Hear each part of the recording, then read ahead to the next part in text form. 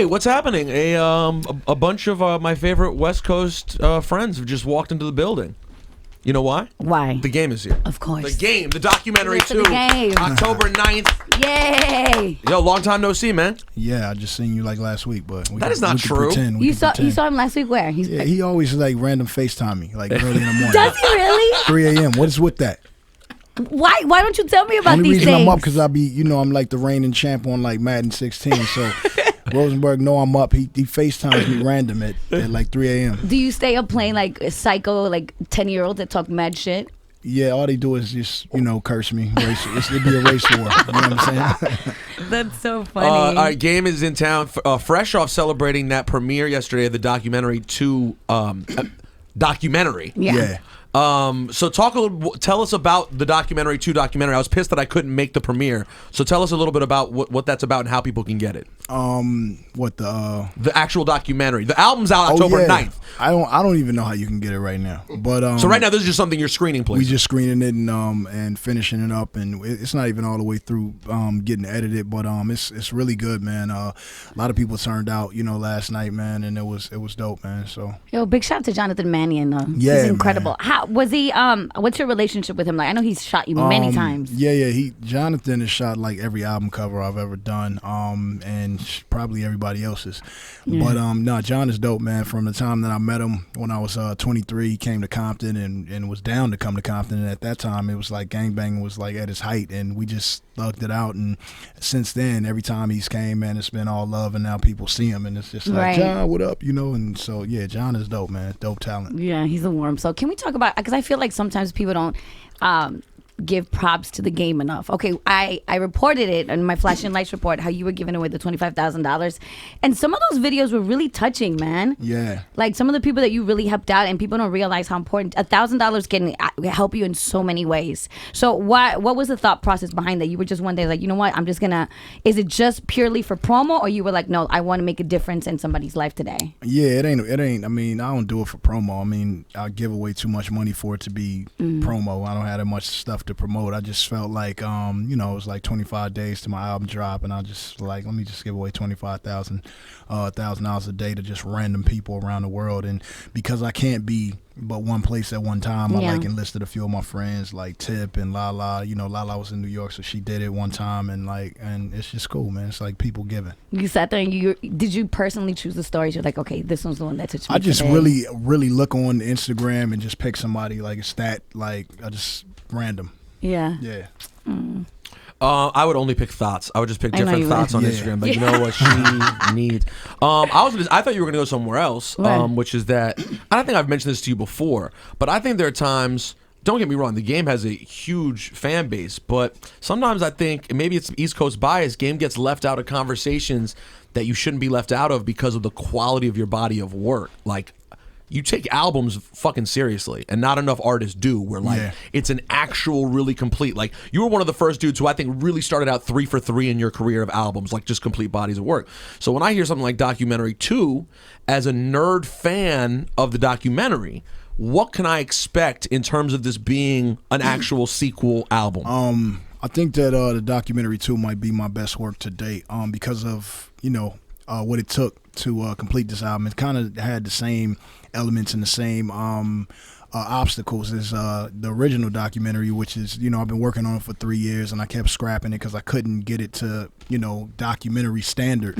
And I took the first 3 tracks on the album, which are still the first 3 tracks on the album. I took them to Dr. Dre and I played it because I just wanted to hear if I was like off to a great start. And so Dre told me, like, after hearing the 3 tracks, he was like, this is it. And so after that, it was pretty much easy because I got stamped by the doc, and I went back in. You got the blessing. Yeah, you got the blessing. And so it was easy after that because I knew the caliber of music that I needed to complete it. And so we worked for the next 1.5 years, 2 years with different producers, and we finally got it to a point where it was pretty like sounding classic. So who's on the album? We have Dre. We have is Keisha Cole on there? Keisha Cole, we worked on the album and nothing stuck. Oh, okay. Who else? Is Kanye on the album? Kanye's on the album. Who else? Drake's on the album. Kendrick Lamar's on the album. You have everyone. Dre, Ice Cube. Yeah. Jesus Christ. Now, did you go as, what was it? Was the 2 albums ago, the one that had the chick record that I loved with Wheezy and and Big Sean. Celebration. Yeah. That record, it felt like it was, you literally almost featured someone. Wait, no, that wasn't even Celebration. That was before that. All that. Yeah. The D'Angelo sample. Yeah, with the D'Angelo record. That album felt like you almost had someone on damn near every record.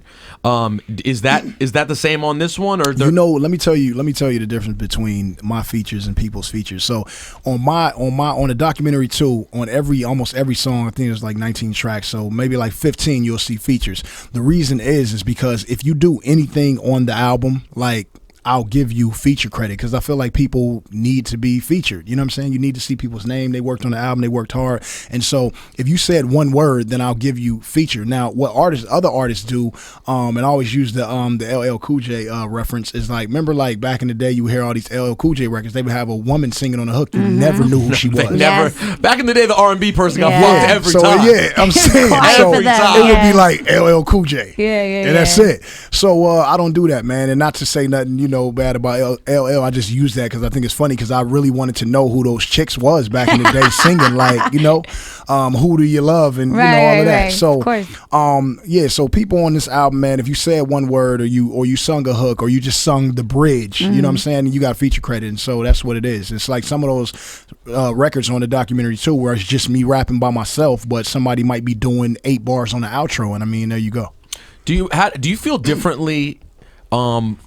Do you think LA feels significantly differently in 2015 versus 5-10 years ago? A common theme for you was like, got LA on my back, West Coast on my back. Do you feel a different level of support now with how many dope artists there are out of LA these days? I think that LA is still very supportive of the West Coast hip hop, especially with all the new guys and the younger generation. But I think that the West Coast now is doing what they've never done, and it's support music around the board. So I mean, LA radio plays pretty much everything, and I mean now West Coast artists, up and coming West Coast artists, are starting to get pissed off because they like, man, you playing Future all day, and this is the West Coast. Believe me, we know that conversation well. Yeah, but everybody on the West Coast, man, is like really coming together, man. I think it's dope, especially all the new artists, with the Nipseys and the Kendricks and the whole Top Dog umbrella and everybody doing good, man. So it's dope. What was the last album that you listened to? Like, who are you vibing out to right now? The last album, good album I listened to. I like Travis Scott album is good. I've been vibing to that. It's a really, Kanye produced, so it's a really good production album. Could you see yourself going to the rodeo and actually going to a Travis show? Because that's a fucking experience. Have you been? I'm too old. To a rodeo? Yeah, no, well, his shows are called rodeos. Oh, I never knew that. See, I don't know that. I couldn't figure out. It's insane. It's like it reminds me of like I don't know, like how like the 80s punk shows were back in the day. I'm way too old. You and I are about the same age. For me, I'm old. I'm too old. Is it like a bull or what happens? No. People are just fucking going berserk and not mosh pits, but like there's crowd surfing everywhere. It's just a very intense experience. And then Travis has a certain way of like really commanding the crowd, and sometimes it goes a little... And nearly committing a crime, depending on... a little nuts. Nearly inciting a riot, depending on where, the show is. That's dope. Yeah, so I would like to see game. I want you guys to film... He like the Black Slim Jesus. Yeah. No. Tell me about the day. There was a random day on your Instagram. I saw Drake was around, and y'all shot a video in the hood, and it looked like you really just had Drake hanging out with the people. Tell me what is a day like when the game and Drake and others are just hanging out in the hood shooting a video? You know what happened is that Drake was like, he really wanted to come to Compton. He was like, something that's like, a dream of mine to like go do something in Compton. He's like, who better to do it with than you? And so we did the song 100. And how I did it, I hit Drake on a random day. He didn't know, and I was just like, "Where you at?" Because he lives down the street. So I'm like, "Where you at? You at home?" And he like, "Yeah." And I'm like, "I'm about to come get you, and we're gonna go to Compton and shoot this video." He like, "Word," and he was all, he was super excited. So I made the phone calls to my brother in the hood, and then I told my brother, by the time we get there in like 2 hours, just bring the hood out. And then when we got there, we just went with one red camera and we did our thing, and that was it. That's interesting. And now the dude you called, is this a dude who not only knows people but can my brother. Oh, literally your brother? Yeah. So your brother just makes you sure. thought it meant like my brother. Yeah. I call my brother. No, I called my mom's oldest son. You know what I'm saying? He made it happen. And he made it happen. Yeah. And how many people were there when you get there? Like 1,000. Crazy. Yeah. That's so crazy. I mean, but if you call and say Game and Drake is coming to shoot a video real quick, like the hood is coming out. And you know what's dope is that some people don't understand like this about Compton. It's probably like this in other hoods. I'm just from Compton. People that are from Compton don't really leave Compton. Like we got pretty much everything. Like, you know, we got a mall not far, a movie theater. So it's like if you were in Compton and you know poverty stricken, you ain't really got that much money, and most people don't have cars or gas, and you don't really leave Compton. Like the first time that I ever left Compton, and this is a true story, the first time I ever left Compton was to go play a basketball game. Like I don't know how like far in the valley it was, but I thought that was so far, and I couldn't wait to get back home. I felt like I felt like my skin was melting. Like I was in the Wizard of Oz. I'm saying, so for Drake to come to Compton, man, it was those kids and everybody, they was really like hype, man. Well, yeah, you get to see this superstar, and if you never leave, you would never get to see this. Like that's just a crazy thing to have happen right in your neighborhood. Peter, have you seen Game's his new show? No. I caught it the other day. I don't even know how you do it. What is the theme of Game's new show? Oh, this is the dating game, isn't it? Yes. Yeah. It's very entertaining. It's funny. So he took a bunch of his friends, right, to pick like all these hot chicks that you know I guess would be like the good girls for him, and it's just kind of like I don't know, like a Flavor of Love thing. Remember when that happened? I do, where he gets to basically it's like The Bachelor. It's like the game's The Bachelor. Oh my God, I'm a lot better looking. Yes, a lot better looking, and a better rapper than Flav. No shots, no shots. You know. So why did it's such a random? I know it's super random. Like, you're like in one sense the dude who you feel like will just smack you if you say the wrong thing, That's true. And then in the next sense you do the most fucking ridiculous reality TV. Why does this interest you, or is it just a good revenue stream? VH1, we got a relationship now where it's like, you know, I can like create and produce my own shows, and so I talked to you know, Christian Sarabi, who's like runs 51 Minds, and so he came with this idea that I would just be traveling the world with these 13 chicks, and you know, pick one, and you know, and if you like them, I mean, you like that one, then you know, take her, you know, in your real life and do your thing. And I thought it was cool. I thought it was cool, man. So we started talking about the money, and that was swell. And at that point, I didn't care what the show was about, because I was like, yeah, sounds great, cool. You 13 midgets and me, let's do it. Yeah, you know it makes a fucking difference. Nah, we did it, man. It's like one of the highest rated shows on VH1. It's funny, it's dope, and a lot of women like it, man. So it's cool. You guys are done shooting it, right? Yeah, we done shooting. Okay, so you can't give any spoilers. Well, but we do have to ask the question though.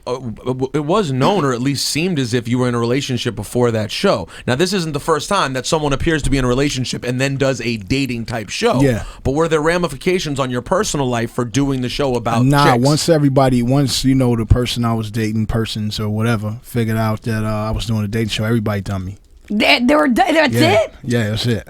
Because, I mean, you know, the caliber of women that I'm used to, like, messing with have standards. You know what I'm saying? They're, like, real women. Standards. Oh, you mean you don't want a chick who would be okay with just playing? You don't really want a chick that's gonna let you do a dating show and rock out with that. But if you're really about this one person, how are you gonna break her heart and be like, look, I'm doing a dating show with mad chicks, I'm out? Because again, they flashed that they showed the money, and I was just like, hold on. You know what I made? Nah, you know what I did? I made up a problem. You know what I'm saying? No, you're not that type of guy. You liking dudes' pics? It's over. Yeah. For 2 weeks. Let me shoot this show. I'll be right back. Maybe in a couple of weeks things will change. Yeah. You didn't call me back. You need to go work on yourself. But Scotty Beam showed me right before we came in here, you know, because I don't know what the fuck's going on in the world. Scotty Beam was like, I know this was on Instagram, and it was a picture of at least the chick who we knew of you to be dating. Oh, beautiful woman. Beautiful one, yeah. And there was a picture she posted. What was that, like this week?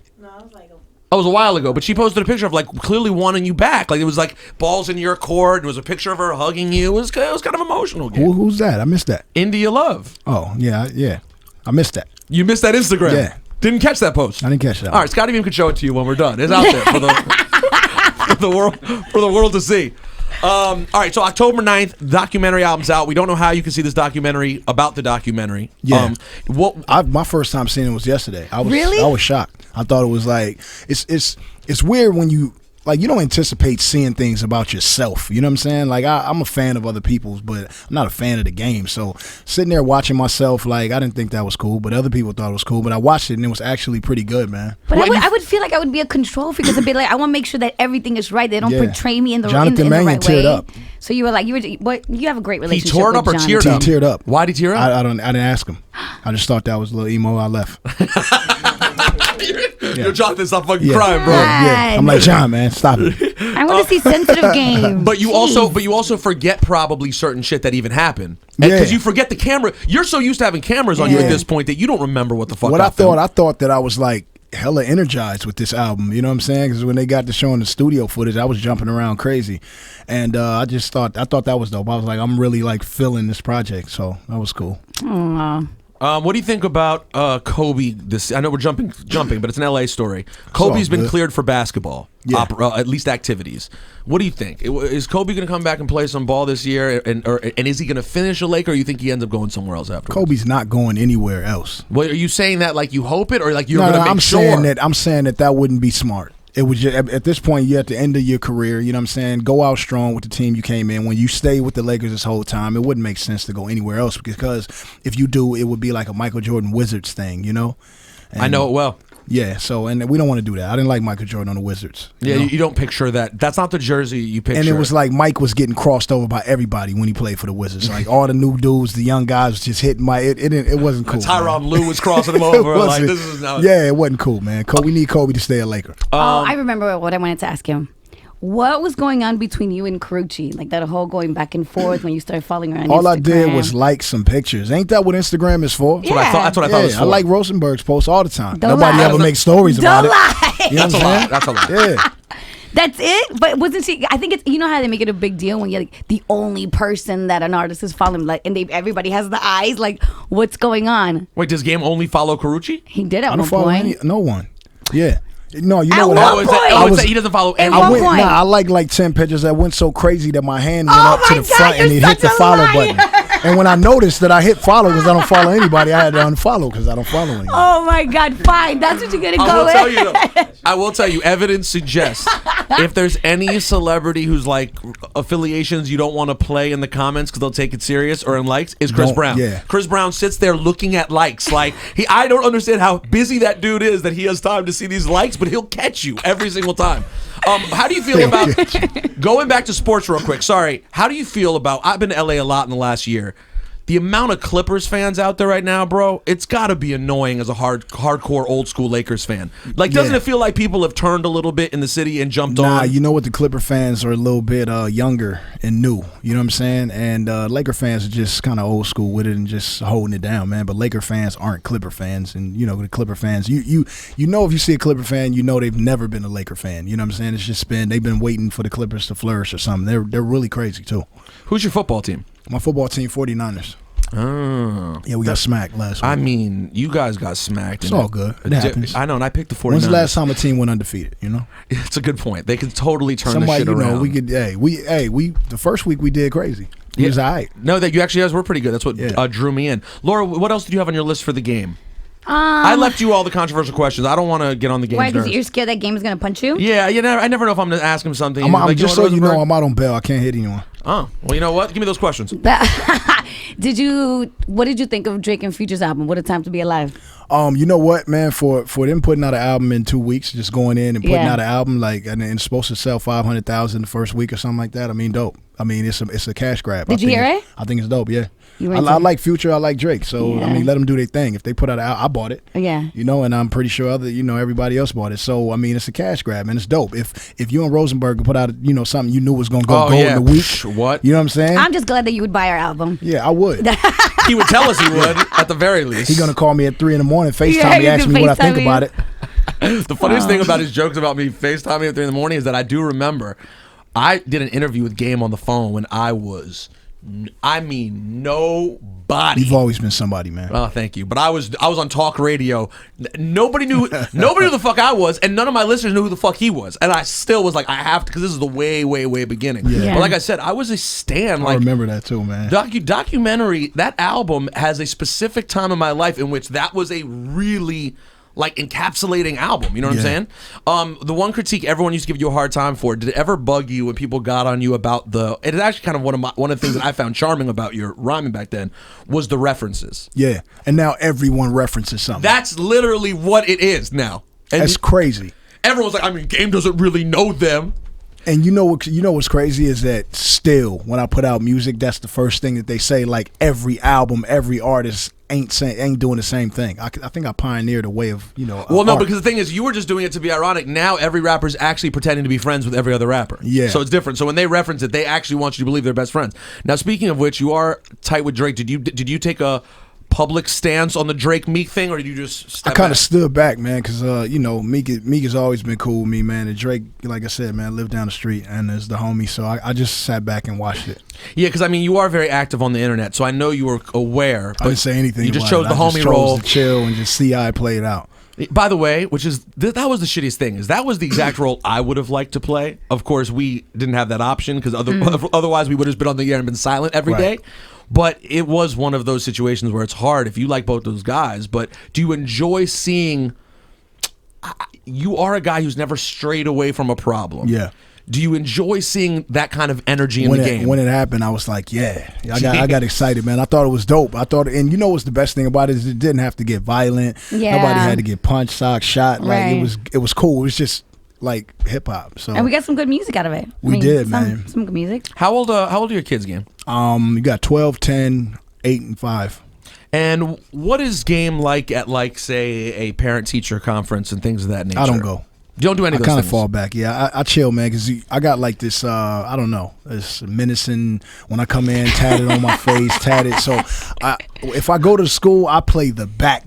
You know what I'm saying? I don't want to intimidate nobody. I just want to chill. And plus, my kids, they're all good students. So I just let their moms go and like rock out and do that stuff, man. You are sort of the funniest caricature of a rapper in the sense that if, like, on a TV show they're trying to have the intimidating rapper. Yeah. I mean, you're 6'4" and have tats on your face. Yeah. Like, you do make it, I guess, pretty clear that you're a performer. His daughter is Callie. Yeah. She's the cutest thing. How old's Callie? Oh. She's 5. She's the 5-year-old. Yeah. Now, the 12-year-old son Is the baby from the documentary cover. Oh, really? Yeah. Okay. And now he knows he's the baby from the documentary Okay, cover. so this is what I was going to ask. How does that start playing out at 12 years old when he appreciates his situation? He called the other day, and his first thing is WYD. That's it. Like, what are you doing? And I'll be like, I'm in New York, and he's like, is Kanye in New York? You think you could get? I need an 8 in Yeezys. Wednesday, I'm gonna wear all black. I need the black. I'm like, what? And yeah, he's like, the Yeezys, man, the Yeezys. And I'm like, okay, cool. I'll call Kanye and I'll try to figure it out. And then he'll call back and he's like, yo, Dad, I messed up my little hoverboard. You think you could give me 2 more plus my friend? 2 more. Yeah, he had 1, but I guess he enlisted his friend to get 1, and he wanted to ride with him. He said he felt bad, like with his friend walking and him going faster. So yeah, I mean, he's considerate. Hashtag rich kid problem. Yeah, he's considerate. And so now he's just getting crazy with his requests, man. That's hilarious. Oh my god. Yo, how do you find a way to relate when your upbringing was like you couldn't just call someone and be like, yo, can I get a hoverboard real quick? I tried to say no one time, and he was like, oh, that's cool, Dad, I understand. I'm gonna just go on my bank. I got like 14,000 saved up.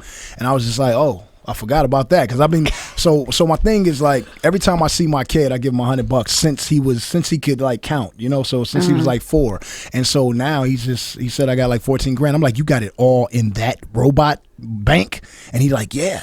And I'm like, man, I told his mom, you got to take this and put it, like, get him a bank account. I forgot that he had that much money in the house, man. Yo, how old were you when you got to $14,000? I was 32.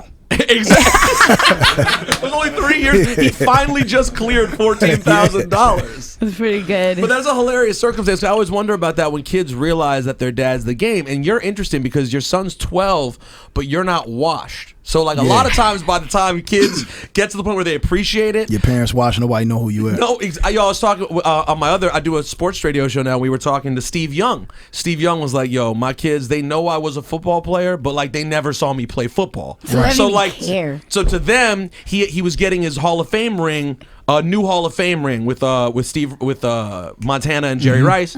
Told his kids, like, I want you to come to the game. They're like, why? Like, they don't even give a shit. Yeah. Because they never saw. But your kids get to see it's different though. Your kids, so you're still hot, but you're loved by the hottest. So like Drake loves you. My kids think Dr. Dre is the headphone guy. Exactly. Like, it's crazy. Like, my kid, my oldest son, like, he doesn't know that NWA. I didn't take him to see Straight Outta Compton. So when I say when he asks me where I'm at and what I'm doing, I'm saying I'm like working on my album with Dr. Dre. He's like, oh, he brought you some headphones. I'm like, yeah. He brought some headphones, man. They don't know, man. So I. But do you break it down to them? Do you explain to them? Do you give them some music? No, because they don't care. No, they don't listen. They don't care. You know the headphone guy, okay? Can you get me some headphones? That's it. Speaking of Straight Outta Compton, did you? You didn't take your son, obviously, but you saw it. Yeah, I saw it. I thought it was a dope movie. A great depiction of what NWA was, and especially being from Compton when that was going on and being old enough to know what was going on. I think they did an amazing job. Were you around when they were shooting it? Shooting Straight Outta Compton? Around like where? Like on set? Or? Nah, I wasn't around set. They kind of did their thing and they did it quickly. And you know, in Compton, when you're shooting, you got to get it done. Well, yeah, we heard the only time. It sounds like the only time anything interacted with that set, something really terrible happened. So exactly. I think Gabe made probably a wise decision. But how much did it remind you of what LA at that time felt like? Was there a realistic, like that kind of scarier feeling that used to exist that people say doesn't feel quite the same in LA anymore, probably for good? But did it give you an actual reminder of that? That's exactly how it was, man. And it was that was a scary time, man. Just being a kid, I remember just walking out the house during that same era where you really had to like check yourself at every corner. Like we would stop, like, you know, we walked to school and at every stop sign you stop and really stop and look both ways and just make sure that one cutlass with them Crips wasn't just about to roll up. And so you would just go from block to block, sometimes run, and then, you know, when you get to school, it's just like, shit, I made another day. I remember this one time I was going from my barbecue to just go back to my dad's house, bringing us some extra leftovers, and these guys just rolled up and pulled out a gun and just held it up to my face for no reason. You're a fucking liar. No, that was Boys of the Hood. Remember when he brings Furious Styles to play? You guys don't remember what that was like? Anyways, October 9th. Yeah. Documentary 2. You have anything else for the game? We didn't piss him off the whole interview. No. Yeah. So I don't know if that might have mean we didn't do something right, but I'm happy with it. Hey, I'm gonna tell you something. I've been holding this for about 2 months, man. All the way till I got to you guys, you know, especially because of you. Rosenberg is like whatever. But the documentary 2 is a double album, man. Really? I told no one on earth that. Thank you for giving us that. Yeah. You just gave us a gem at the end. No one else has that. Hold on, it's a double album? CD. This is oh my God, this is a throwback to that fucking year, to 97. And you know what's crazy? Wu-Tang and Pac and Biggie. You know what's crazy about it is that no one knows, because when you go on iTunes and you download the documentary, it only shows disc 1. And no one knows. Everybody thinks that's just it. There's going to be a whole second disc. Yeah, it is. A week later. October 17th. And when you buy physical, will it be an actual double CD? It'll be a double CD. Wow. Well, thank you for the scoop. There you have it. Documentary 2. Oh, no. You know what? Disc 1 comes out regular. And then you know what you got to do on the 17th? What? You got to go back and get disc 2 disc 1 again, because disc 2 is in there. So yeah. So that's how you're rewarding your true fans. You got to buy fucking 2 of them. There you go. All right, double album. Do you know how many songs total that is, roughly? That is probably 38. 38 tracks of music. Tight. Holy shit. All right, well, I hope you love the game, because there's plenty of fucking music I've told coming. nobody that, which is dope. Thank you very much. We appreciate that. We appreciate All right, you. I'm excited. October 9th. You know what? I'm even going to buy it. What's the chance that you guys make a clean of all those songs? No chance. There's no chance. All right, You're going to have to sit there and clean I'm going to have to clean it myself. I'll do that for you. All right. And then after you do that, drive by Walmart and let them know you got the clean. I have the clean thing copy. Thanks, Gabe. I know that. Thank All love. you.